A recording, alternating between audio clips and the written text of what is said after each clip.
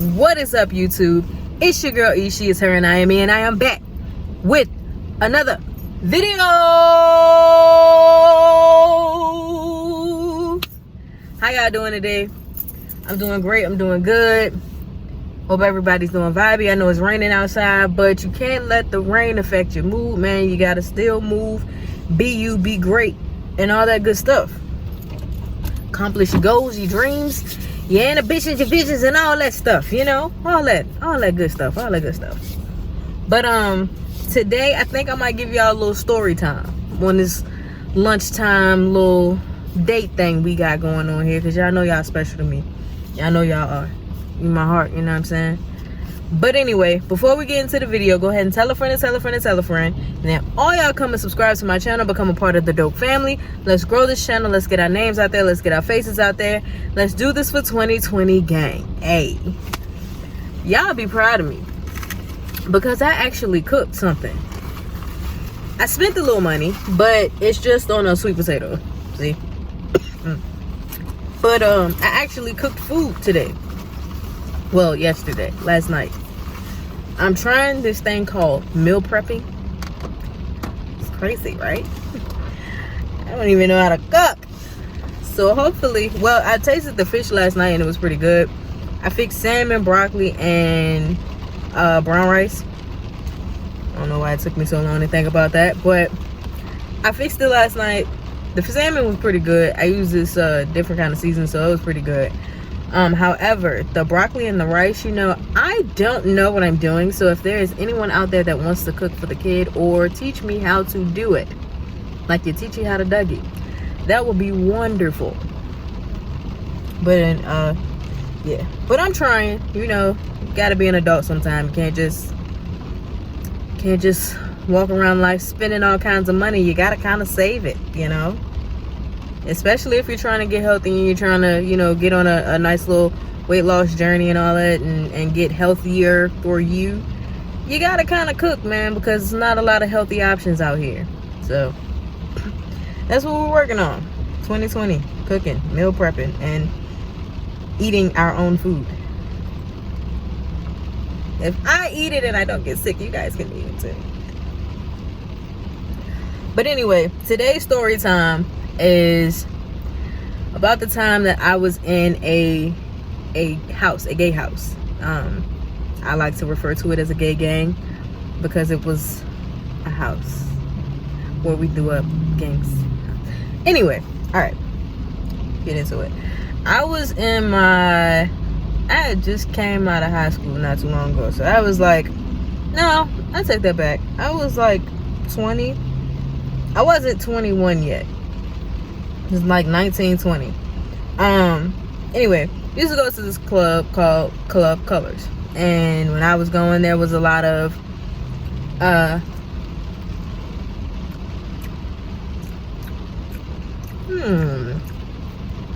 when I was going there, it was very popular for there to be a lot of gay houses, gay families. They have the mother, the father, sisters, brothers, nieces, nephews, like an actual family just for gay people.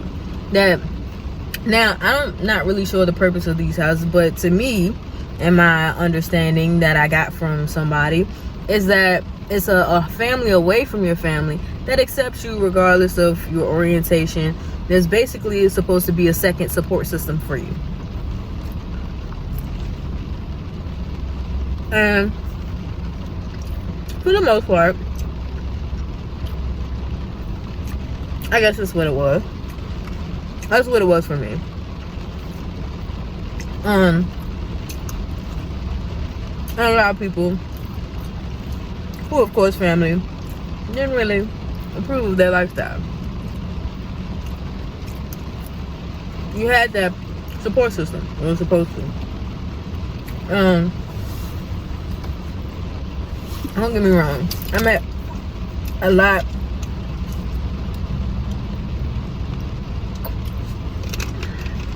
Sorry, I get indigestion fast, especially when I eat rice. I don't know what that's about. I don't eat fast. It's just that. But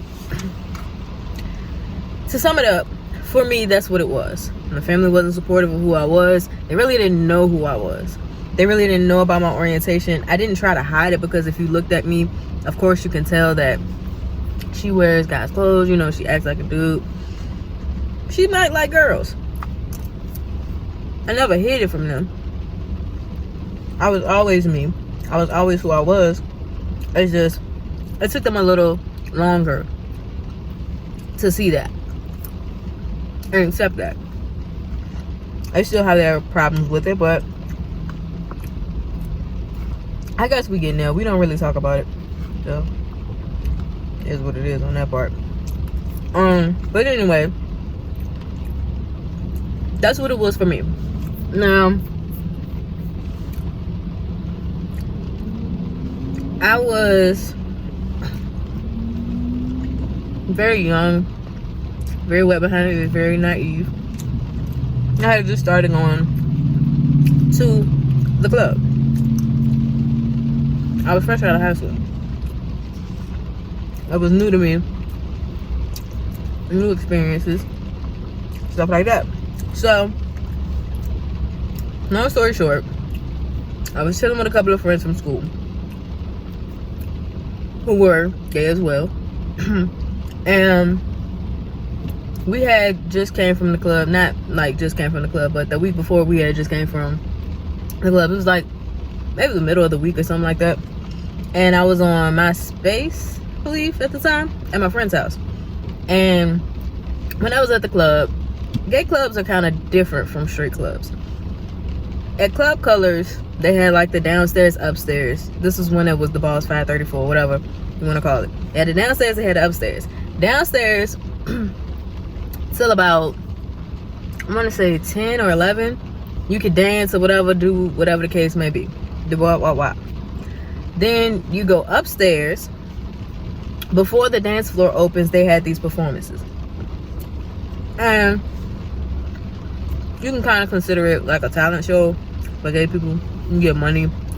Well, people tip you if they like what you're doing. Kind of like stripping, but without taking your clothes off, per se.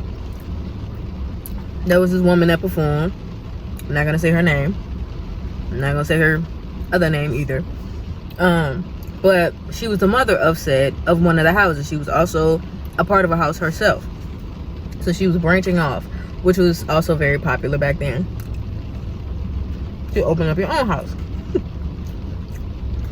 So I saw her. I was like, oh, you know, me, I'm not. You know, she seems kind of cool. Seems like a nice lady. One of my friends kind of know her. And she was kind of cute. So I was like, I'm sold. I'm on MySpace and I didn't search her. Somebody that I knew her. So I was like, yeah, house. What is this? What is that?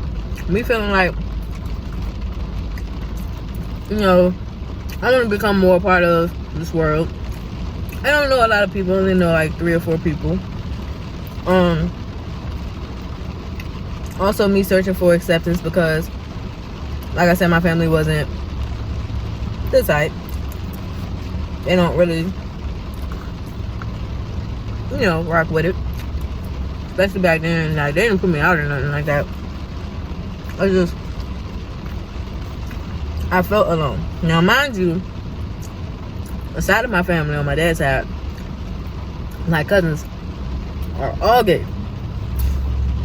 But I don't, like, we're not close like that, so I didn't have, and I still don't, like, we don't really talk like that. I didn't have anybody I could talk to be like, hey, this is what I'm feeling. Like, I could talk, don't get me wrong, I could talk to my mom about anything. But about that, I don't feel like she's very understanding. Or she would understand. Because she's never felt like that before.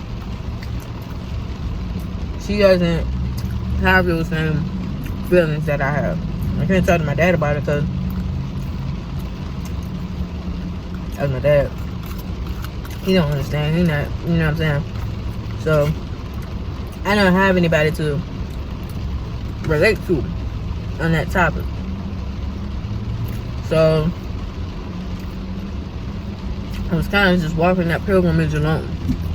I felt like, hey, I could use a support system outside of my family. I could use somebody to talk to about the way I feel. And it's also cool to meet other people who may be going through the same situation or feelings that I am. So I messaged her. She messaged me back. You can meet here, da-da-da. Chuck, come meet your family, da-da-da. People that I met were extremely cool. Super cool. But I quickly found out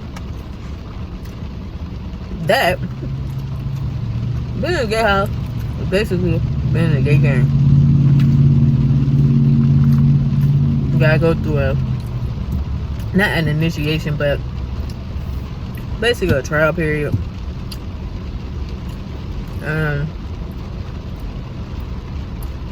For real, all we did was go to the club, and we were supposed to have house meetings, and you're not supposed to mess with your brother and your sister.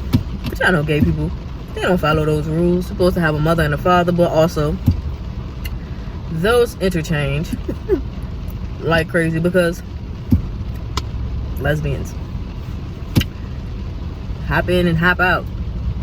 We hop in, get serious, and then hop right on out. So that it wasn't what I thought it was gonna be. Like, she was cool, don't get me wrong, the people were cool, she was cool.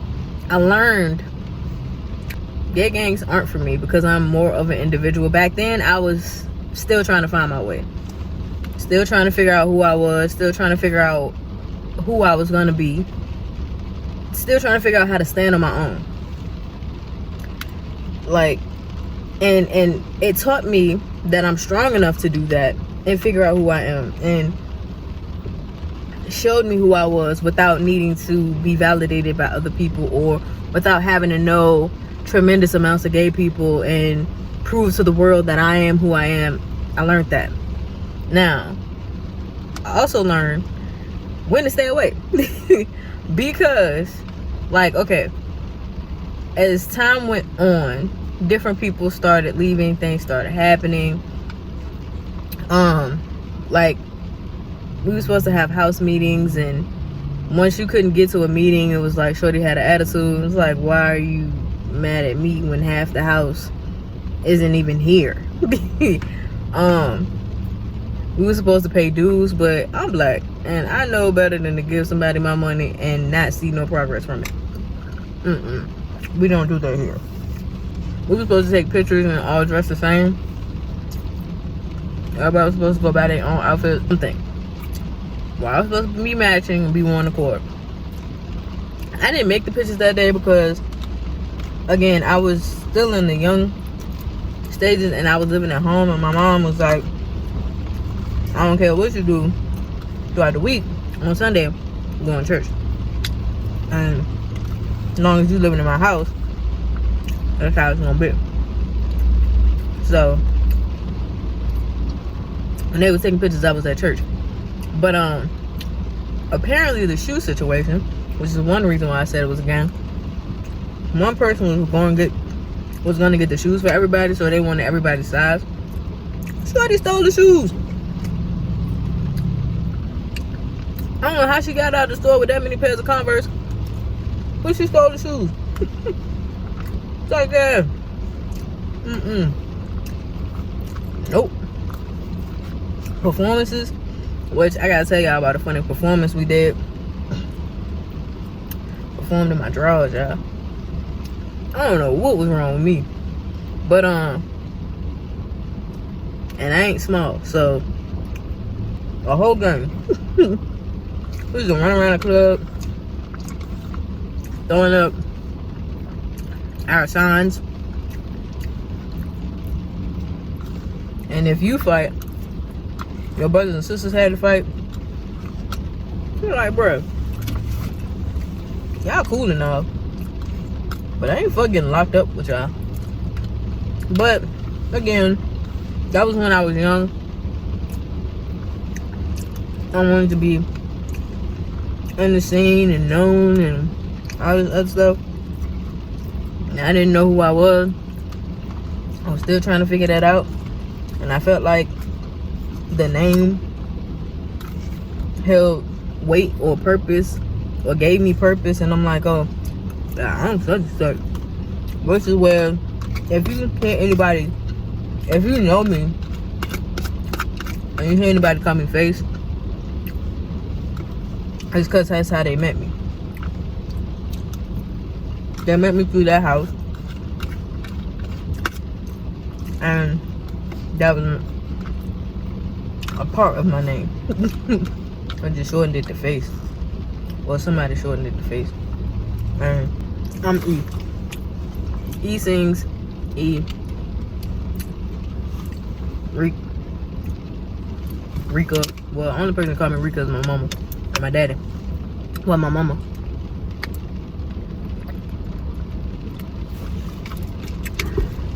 And my grandma. My aunt. Those are the only people that call me Rika. Other than that, I'm E. I don't even go by face no more. Because I know who I am. I've known who I am since I left the gay gang. But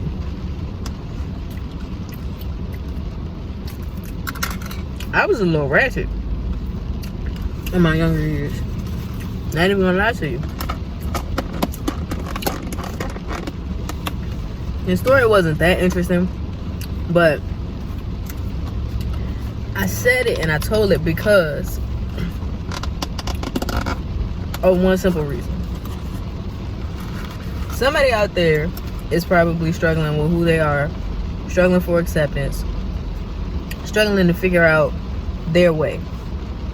I'm here to tell you, I was you. I was in your shoes. You don't need validation. You have support. You have friends that love you. You have family that loves you. They might not be happy with your decision or happy with your sexuality or your orientation, but that's not for them to live out. That's for you. As long as you're happy, as long as you know who you are, as long as you love you, it doesn't matter what anybody else has to say. It doesn't matter what anybody else thinks. You don't need to run around the city being ratchet or doing ratchet stuff or joining a house or anything like that, or an actual gang, whatever the case may be. You don't need those things to tell you who you are. If you just take some time to look inside yourself and see that to look inside yourself and be comfortable being happy with who you are, where you are, and know that regardless of what's going on the outside, as long as you have that peace on the inside within yourself and you know that you're living for you, it doesn't matter what anybody else thinks. Their opinion is irrelevant. You gonna do ratchet stuff in your younger years. That's what they're for. You're supposed to fuck up in your 20s. That's what they're for. But don't use those years wasting time waiting for somebody to validate you. Doesn't matter. Eventually your family's gonna come around. And if they don't, you have family. If your biological family doesn't come around, you will always have family, because friends turn into family. Most friends have your back more than your family, believe it or not. And you will always have your back, and God has your back. If you believe in him, if you love him and you know him and you believe in him and you call on him, he always got your back. So you're never alone, you're never lonely, and you always have support. And don't let anybody tell you, oh, it's just a phase, it'll pass. May have been a phase for them, but if this is who you truly are, if this is what you truly love, and you can't help who you love, you just can't. Don't let anybody tell you it's a phase. Don't let anybody phase your life. Be you and be happy. But that's all I have today. My little ratchet story time. But I'll tell y'all the story time about me dancing in my drawers another time. That's probably gonna be tomorrow's lunchtime story. It was really weird. But anyway, thank y'all for watching. I really do appreciate y'all, and I'll see y'all in the next video. Peace. you.